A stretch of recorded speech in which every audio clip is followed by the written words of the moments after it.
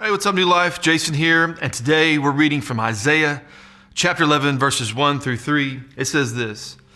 It says, "A shoot will come up from the stump of Jesse. From his roots, a branch will bear fruit." Now, what it's talking about here is the Assyrians had just ransacked Israel, but there was a remnant, and that's what the stump represents. It says a stump of Jesse. Well, Jesse was King David's father.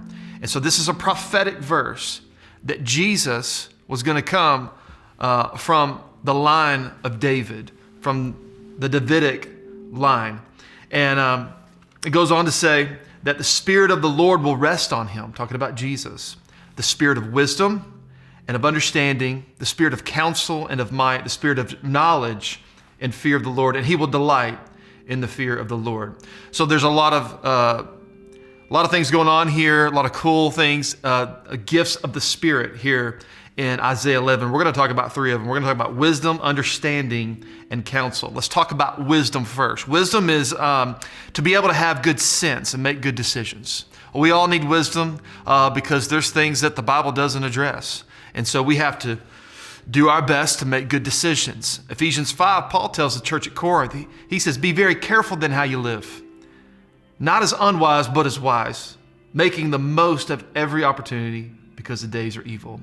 Wisdom is kind of like, I like to call it spiritual street smarts. It's kind of like knowing how the world operates and then operating in it the best way with good common sense, with godly character. Knowledge, it's different than knowledge. Wisdom is different because knowledge is like in our head.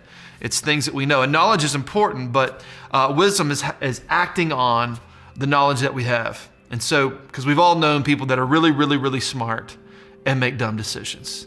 And we've all been there. We've all known what we should do, but we don't really always do what we know we should do.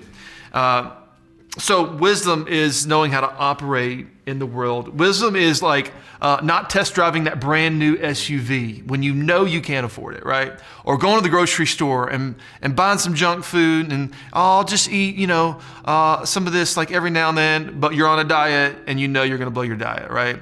Wisdom is knowing that there's some friends that you just can't hang around that much because they're gonna cause you to drift away from the things of God.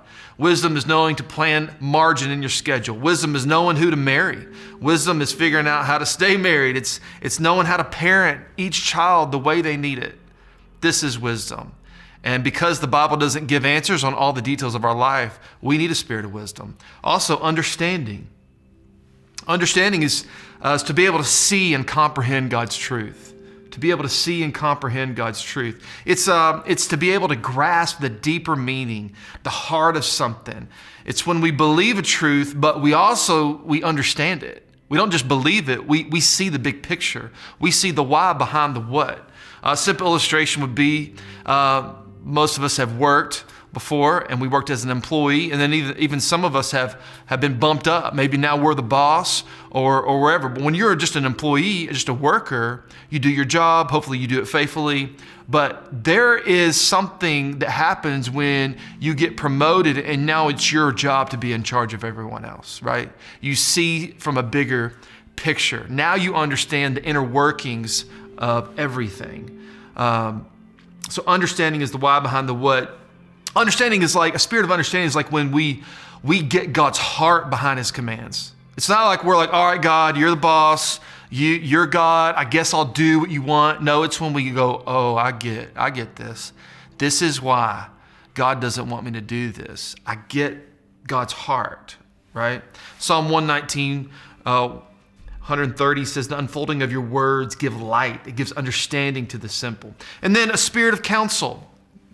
This is to be able to discern right from wrong. And this is very important because we're all facing things in our lives, and we need a spirit of counsel. It's knowing when something is right and when something is wrong.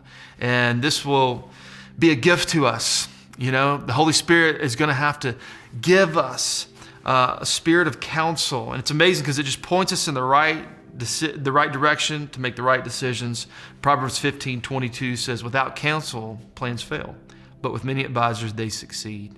So I pray that the Holy Spirit leads you into truth, a spirit of wisdom, spirit of understanding, and a spirit of counsel. We'll see you.